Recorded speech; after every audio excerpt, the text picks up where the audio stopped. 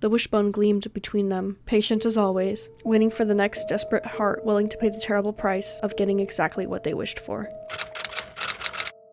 Hey guys, welcome back to my channel. You're watching a spooky existence where I read you some horror stories from Reddit and create some art. And I'll provide the author's username and the title of the story in the description below. Also, a bit of a disclaimer, I don't fact check these stories. This one is very clearly fictional. Like, we can tell it's supposed to be a story, and most of the stories I'm going to read are fiction. I'm not claiming that there are real horror events, you know? It's just stories. We like stories, I like stories. Okay, let's get started.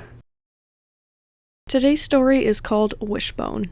Kelly Winters stared at the rain blurring her windshield, one hand gripping the steering wheel while the other clutched her phone. 6 months since the accident, and still, every drive home felt like punishment. The rain made everything worse. Rain like the night Lily died. "Ma'am, you've been sitting there for 10 minutes.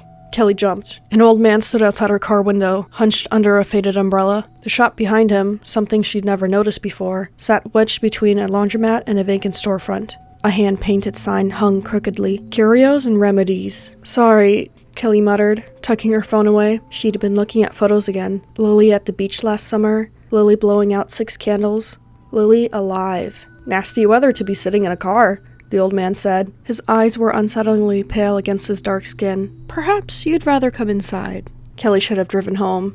Instead, she followed him. The shop interior smelled of dust and something else. Herbs, maybe? Or incense. Shelves crammed with junk lined every wall. Old dolls with glass eyes, jars filled with unidentifiable things, books bound in cracked leather. "I don't know why I came in," Kelly said.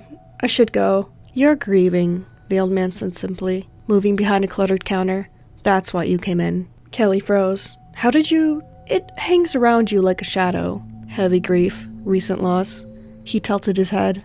"A child, I think?" "My daughter," Kelly whispered. The words still felt like swallowing glass. 6 months ago. The old man nodded. "And you blame yourself." "It was raining. I was texting my boss that I'd be late picking her up from dance class. Just for a second. Just one fucking second looking down." Kelly hadn't told anyone this part, not even the police, but something about the old man's eyes made the truth spill out.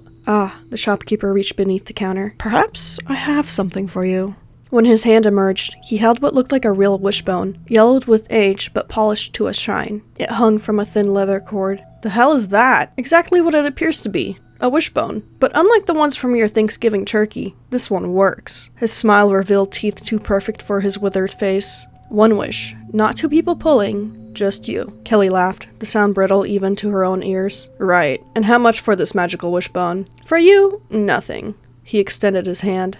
"But a warning. Wishing has consequences. The universe maintains its balance." "Bullshit," Kelly said, but she took it anyway. The bone felt warm against her palm. "It must be worn next to the skin, over the heart, for 3 nights. On the 3rd night, hold it and make your wish. Be specific. Be careful." His fingers closed around hers. "And remember, everything has a price." Kelly almost threw the wishbone away twice that night. Once after 3 glasses of wine, when she caught herself believing in magic like a desperate fool. Again at 3 a.m., when she woke gasping from a dream where Lily called her from beneath dark water. But by morning, the leather cord hung around her neck, the bone hidden beneath her blouse, resting against her skin. Her friend Melissa noticed it at lunch. "New necklace?" she asked, reaching for it. Kelly jerked back. "It's nothing, just something I picked up." Melissa frowned. "You seem off today. You taking those pills Dr. Ramirez prescribed?" "I'm fine," Kelly said, though she'd flushed the pills weeks ago. They made her fuzzy, disconnected, made her forget Lily's voice. That night, lying in bed, Kelly held the wishbone between her fingers. One more night after this one, then she could wish Lily back. She wasn't stupid, she knew this was bullshit, but something about that old man's certainty had infected her.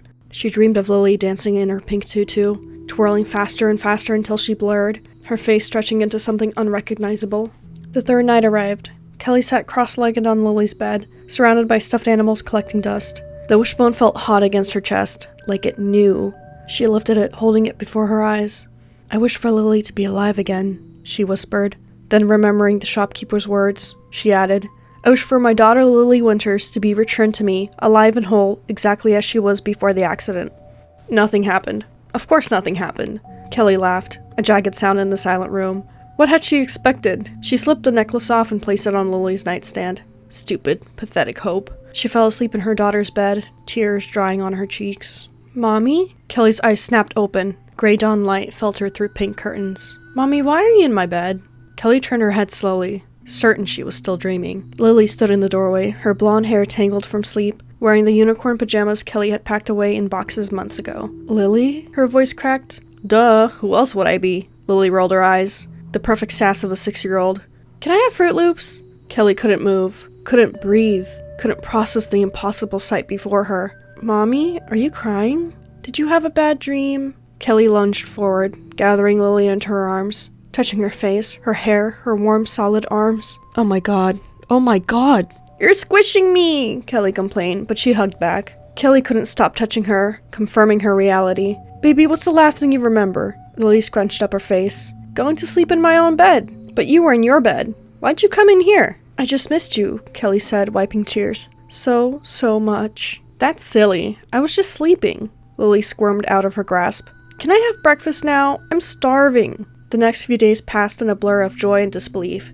Kelly called in sick to work. She took Lily's temperature constantly, checked her pulse while she slept, and cried in the bathroom where Lily couldn't see. Miracle. That's what this was. A goddamn miracle. But on the 4th day, Kelly noticed something odd. Lily was coloring, pressing so hard with her crayon that it snapped. She didn't flinch at the sound but kept grinding the broken piece into the paper until it tore. Lily, are you okay, sweetie? Lily looked up, and for a split second her expression seemed blank, like she was trying to remember how to arrange her features. Then she smiled. I'm hungry, Mommy. You just had lunch an hour ago. I'm still hungry. Her voice dropped lower. I need more. A chill crawled up Kelly's spine. More what, baby? Lily blinked, and she was just a little girl again. More juice, please. That night, Kelly woke to find Lily standing beside her bed, just staring. Jesus! Kelly gasped. You scared me. What's wrong? I had a dream, Lily said, her voice flat. I was under the water, it was dark, and I couldn't breathe. But then something found me there, something that let me come back. Kelly's mouth went dry. Come here, sweetheart. She lifted the covers. Lily climbed in but lay stiffly beside her. Her skin felt cool to the touch. Lily, you know Mommy loves you, right? Yes, Lily answered, but she was staring at the ceiling. Can we go to the park tomorrow? I want to see the other children. At the playground, Kelly watched Lily on the swings. She pumped her legs normally, laughed normally, but something was different in how she watched the other children. Too intent, too hungry. A little boy fell off the monkey bars and started crying. Lily stopped swinging abruptly and walked over to him, kneeling down. Kelly tensed, ready to intervene, but Lily was just helping him up, patting his shoulder. The boy's mother thanked her. What a sweet little girl you have, she told Kelly. Thank you, Kelly said, forcing a smile. On the way home, Lily asked, Mommy, do you ever think about dying? Kelly nearly swerved off the road. What? Why would you ask that? I think about it, Lily said, looking out the window. I remember what it feels like. Lily, you haven't... Kelly stopped herself. How could she say you haven't died, when clearly Lily had? I know I was gone, Lily said quietly, and now I'm back, but I'm different now. Kelly gripped the steering wheel harder. Different? How, sweetie? Lily turned to look at her, eyes too serious for a 6-year-old. There's something else in here with me. Something that helped me find my way back. She tapped her chest. It's hungry, Mommy. All the time. That night, Kelly found the pet hamster dead in its cage. Not just dead, torn apart, its tiny organs arranged in a perfect circle. Lily? She called, panic rising in her throat. Lily, where are you? She found her daughter in the bathtub, fully clothed, water running over the sides onto the floor. Lily's hands were clean, but the front of her shirt was stained dark. He was alive, Lily said dreamily. And then he wasn't. I wanted to see what was inside. She looked up at Kelly with Lily's face, Lily's eyes, but something else looking out. I'm still hungry, Mommy. Kelly backed away, slamming the bathroom door shut. She leaned against it, heart hammering. This wasn't her daughter. Not completely. The Wishbone. The fucking Wishbone. She had to find that chop again. The old man didn't seem surprised when Kelly burst through his door the next day. She'd left Lily with Melissa, claiming a doctor's appointment. She's not right, Kelly said, cutting straight to it. She looks like Lily, sounds like Lily, but something else is in there with her. Something hungry. The shopkeeper nodded slowly. I warned you of consequences. Fix it, Kelly demanded. Undo it. Whatever the hell you did, undo it. I did nothing, he replied calmly. You wished. The bone granted. But such wishes cannot simply create life from nothing. They must borrow from elsewhere. What are you talking about? Your daughter died. Her soul moved on. But the body I returned to you needed a tenant. Something was happy to oblige. Something that has been waiting for a very long time for a door back into this world. Kelly felt bile rise in her throat. What is inside my daughter? Nothing human, he said simply, and it grows stronger each day. Soon, very little of your Lily will remain. Take it back, Kelly begged. Please! I cannot. but you can. He reached beneath the counter again and produced a curved knife with a bone handle. The bone brings, and the bone takes away. Blood that binds can also release. Kelly stared at the knife. What are you saying?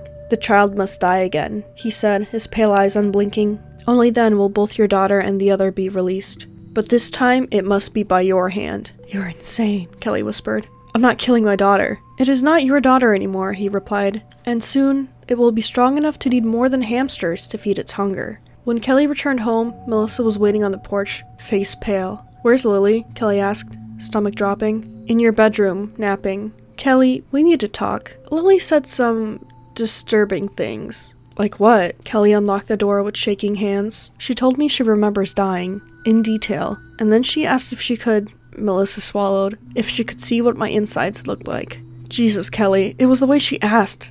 Like she was asking for a cookie. Melissa grabbed Kelly's arm. She needs help. Professional help. I know, Kelly said. I'll take care of it.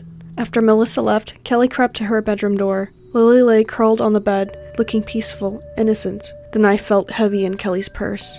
I know you're not sleeping, Kelly said softly. Lily's eyes opened. They looked darker somehow, the blue fading to something murky. You went to see the bone man, Lily said, not a question. Yes. Lily sat up, head tilting unnaturally. He told you to kill me. Kelly's breath caught. He told me to release you. Both of you. The other one doesn't want to go back, Lily said. And neither do I. I like being alive again. Are you really my Lily? Still in there? Something flickered across Lily's face. Fear, sadness, a plea. Mommy, I'm scared. It's getting bigger inside me. Eating more of me. Her voice was suddenly childlike again, trembling. Kelly took a step forward. Baby. Lily's expression hardened, twisting into something adult and ancient. Stop. You brought me back because you couldn't stand the guilt. Your fault. Your fault I died. I know, Kelly whispered. You don't get to undo this now, not Lily hissed. I'm here. I'm flesh again, and I'm so fucking hungry. Lily lunged forward with inhuman speed, fingers curved into claws. Kelly stumbled back, fumbling in her purse for the knife. Lily, please! Lily's almost gone, the thing said, its voice deepening impossibly. But I can wear her face for you, be your daughter, just feed me. The neighbor's cat, that yappy dog down the street, then maybe the baby that cries all night next door. Kelly's fingers closed around the knife handle. No. Then the little boy from the park. His fear was so sweet. I could taste it just standing near him. Kelly pulled the knife free. You're not my daughter. But I could be, it offered, Lily's face softening into a child's pleading expression. Mommy, please don't hurt me. I'll be good. Kelly's hand trembled. My Lily, my real Lily, if you're in there, I'm sorry. I'm so sorry for everything. The thing lunged again. Kelly raised the knife. The shop was exactly where she'd left it this time. Kelly entered without knocking, the wishbone clutched in her bloody hand. The shopkeeper looked up from a book. It is done? Kelly nodded, numb. She fought at the end. Not Lily. The other thing. When it knew what was happening, it fought. And your daughter? Did you feel her release? Kelly remembered the moment the knife pierced her daughter's heart, the flash of relief in Lily's eyes, the whispered, thank you, before the other thing took control again, thrashing and screaming in languages no human throat should produce. Yes, she said. She's free now. She placed the wishbone on the counter. Destroy this thing. The shopkeeper smiled sadly. I cannot. Its purpose is not fulfilled. What are you talking about? I made my wish. I paid the price. It's over. The bone was not meant for you, he said softly. It was meant for the one who comes after you. The one who will wish for what they have lost. Just as someone wished before you. Cold understanding washed over Kelly. There's always someone grieving. Always someone desperate enough. Yes. And the thing, the one inside Lily, will it find another way back? Eventually. Such things are patient. They have eternity. He picked up the wishbone and polished it with a cloth, the bloodstains vanishing under his touch. Would you like to know how old this bone truly is? How many wishes it has granted? Kelly backed towards the door. No, I never want to see it again. Yet you brought it back, he observed. You could have buried it, burned it, but you brought it here to continue its work. Kelly had no answer for that. Go home, the shopkeeper said gently. Grieve properly this time. Accept the loss. And perhaps, in time, forgive yourself. 6 months later, Kelly stood in her new apartment in a new city, hanging photographs. Lily at the beach, Lily blowing out 6 candles, Lily alive in memories where she belonged. When the doorbell rang, Kelly found her new neighbor standing there, eyes red from crying. Sorry to bother you, the woman said. I lost my son last week. Car accident. The grief counselor said I should try to be social, but I don't know why I'm telling you this.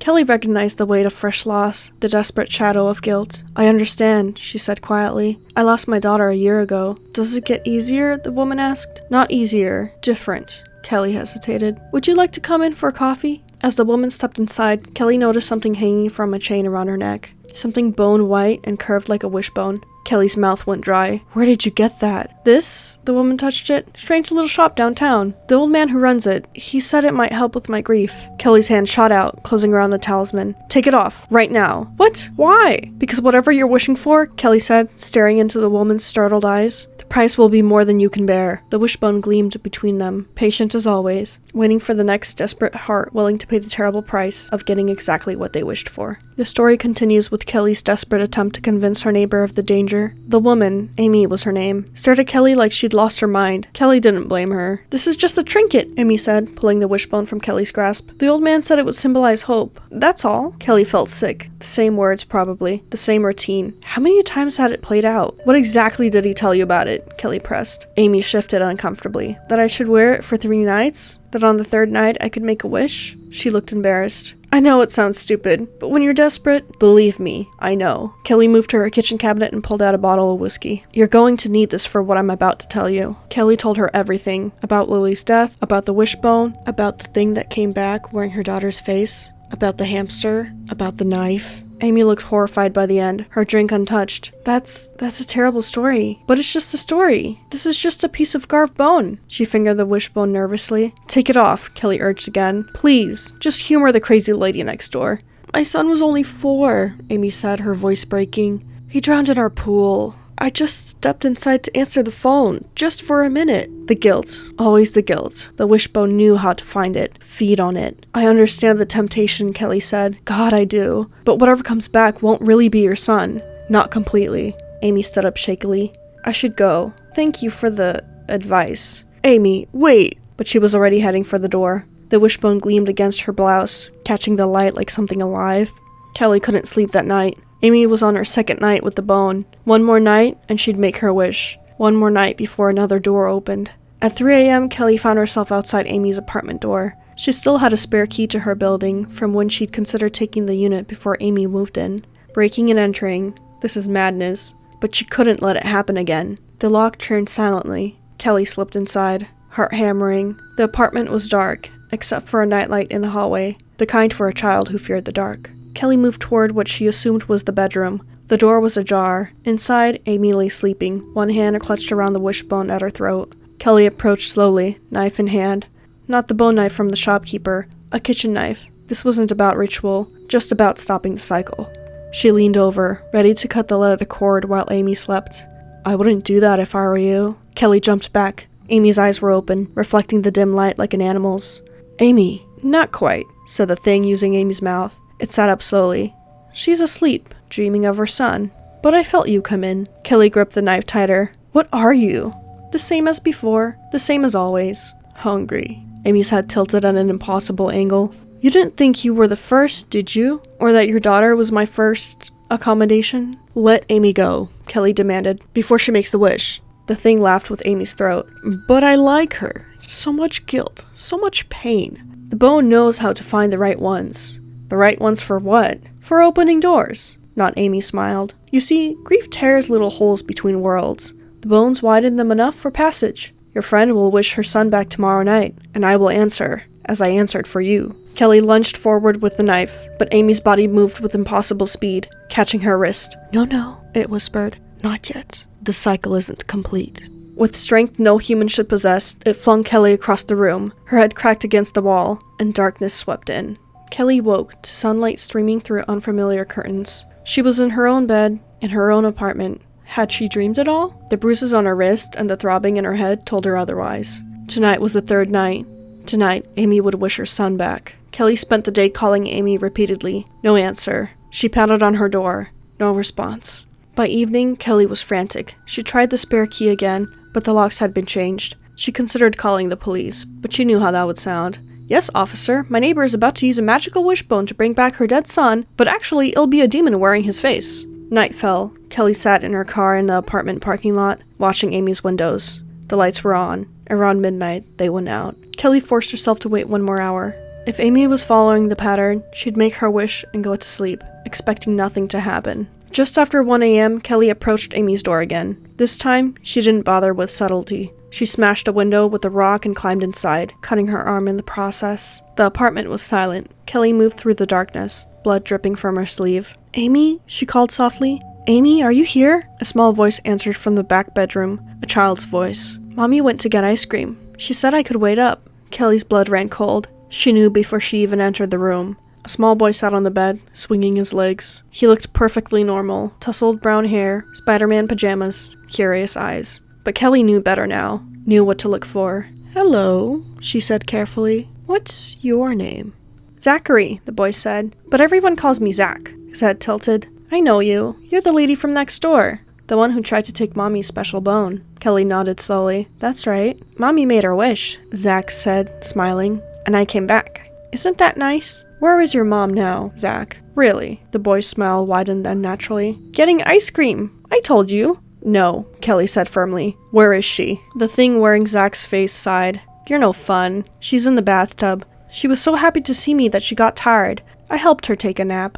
Kelly felt sick as she backed toward the bathroom. She hit the light switch. Amy lay in a tub of crimson water, eyes open and empty, throat torn out. The wishbone rested on her chest, gleaming wet and red. "She was confused when I came back," the boy's voice said from the doorway. "She screamed, said I wasn't her Zach. That I was wrong somehow," he giggled. "She was right." Kelly turned slowly. "You killed her." The thing in Zach's body shrugged. "This form was hungry, and now the bone is ready for its next owner. Someone else will find it. Someone else will wish." Its eyes, met Kelly's. "Maybe you'd like to try again. Bring back your Lily one more time?" "No," Kelly whispered. "Never again." "Then our business is concluded." It moved toward the front door with unchildlike grace. "Though I wonder, if you had brought the bone knife, could you have freed little Zach?" "We'll never know now." Kelly followed it into the living room. "Where are you going?" "Out into the world," it said simply. "This body is young. It could last for years with the right care. Someone will take in a lost little boy. Don't you think? Someone kind?" The implication hit Kelly like a blow. This thing would live among people, wearing a dead child's face, feeding its hunger whenever it pleased. "I can't let you do that," Kelly said, blocking its path. "You can't stop me," it replied. "Not without the bone knife. And even if you could, would you kill a child? Again?" The weight of the question struck her hard. Could she? To save others? The answer came with sudden clarity. "Yes. To stop you? Yes." "Interesting," it mused.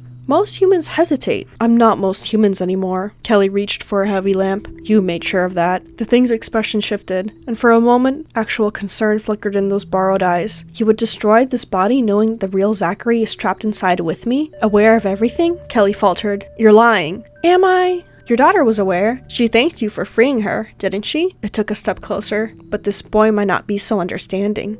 He might spend eternity hating you for what you're about to do." Kelly's grip tightened on the lamp. "If that's true, then freeing him is even more important." She swung. The thing dodged with inhuman speed, but she'd anticipated that. She changed direction mid-swing, catching it on the backswing. Glass shattered. The boy's body crumpled. But it rose almost immediately, blood streaming from a gash on its temple. Its eyes had changed now, glowing faintly in the dim room. "Very well," it hissed, no longer childlike. "If this body is damaged, I'll simply need a new one." It launched itself at Kelly with terrifying speed. Teeth, suddenly too sharp, too numerous, snapped inches from her face. She fell backward, the thing on top of her, its strength overwhelming. "Perhaps I'll wear your skin next," it growled. "Would that be fitting? Would your Lily recognize her mother's face?" Kelly's hand scrabbled desperately on the floor beside her, searching for a weapon. Anything. Her fingers closed around a shard of the broken lamp. As the thing lowered its face to hers, she drove the glass up under its chin with all her strength. The body convulsed. A sound emerged that was not human, a high, keening wail that vibrated the windows. Black fluid, not blood, pulsed from the wound. "Not enough!" it gasped. "Not the bone!" Kelly pushed harder, twisting the glass. "Then I'll make it enough." Something seemed to tear in the air around them. A sound like fabric ripping on a massive scale. The boy's body went rigid, then collapsed on top of her. For a moment, Kelly thought she saw something dark and formless rise from it, stretching upward before dissipating like smoke. Then there was only silence, and the small, heavy weight of a dead child on her chest. Kelly gently moved the body aside. Zachary, just Zachary now, looked peaceful, as if sleeping. The wound under his chin leaked ordinary red blood. She should call the police, try to explain, but what could she possibly say? Instead, she went to the bathroom and removed the wishbone from Amy's cold fingers. This had to end. Here. Now. In the kitchen, she found matches in a metal trash can. She dropped the bone in, doused it with cooking oil, and struck a match. Nothing happened. The bone wouldn't burn. Kelly tried everything. Lighter fluid, the stove burner. The bone remained intact. Not even scorching. "Fine," she whispered. "If I can't destroy you, I'll hide you." Hours later, as dawn broke, Kelly stood on a bridge over the deepest part of the river. The Wishbone, wrapped in chains and locked inside a small lead box she'd bought at an all-night hardware store, weighed heavy in her hands. "Goodbye," she whispered, and dropped it into the churning water below. It sank instantly. Gone. Kelly drove back to her apartment, clothes still stained with 3 different people's blood, and began to pack. She would leave this place. Start over somewhere new. Again. As she threw clothes into a suitcase, her phone rang. The screen showed an unknown number. "Hello?" she answered cautiously. "I believe you have something that belongs to me." The shopkeeper's voice was unmistakable. "It's gone," Kelly said. "I threw it in the river. You'll never find it." The old man chuckled. "My dear, did you really think water would stop it? The bone has been drowned, burned, buried, locked away for centuries, yet it always returns to continue its work." "What is it, really?" "A key," he said simply. "A key that opens doors between realms. Doors that should remain closed. And your role in all of this? I am its keeper, a caretaker between users." "Well, you've failed," Kelly said bitterly. "It's gone, and I'm leaving. You won't find me again." "I don't need to find you," the man replied, sounding amused. "The bone will find who it needs. It always does." Kelly hung up and finished packing. She would run. She would hide. She would try to forget. But as she loaded her car, she couldn't shake the feeling that she was being watched. From the river, from the shadows, from everywhere. The cycle wasn't broken. It was just beginning again. 3 months later, in a town hundreds of miles away, a young man walked along a riverbank after a heavy rain. Something caught his eye. Something white, half buried in the mud. He bent down and picked it up. A bone, curved like a wishbone, with the broken leather cord still attached. His fingers closed around it. It felt warm, almost alive. Behind him, unnoticed, a figure watching from the trees. Kelly had been tracking the bone's path downstream for weeks, waiting for its resurface, waiting for its next victim. She stepped forward, knife in hand. Not the bone knife. She hadn't been able to find the shop again, no matter how hard she tried. But perhaps any knife would do, if her will was strong enough. The young man turned, startled by her approach. "Sorry," Kelly said, forcing a smile. "I think you found something that belongs to me." The bone gleamed between them in the setting sun, its purpose endless, its hunger eternal, and the cycle continued.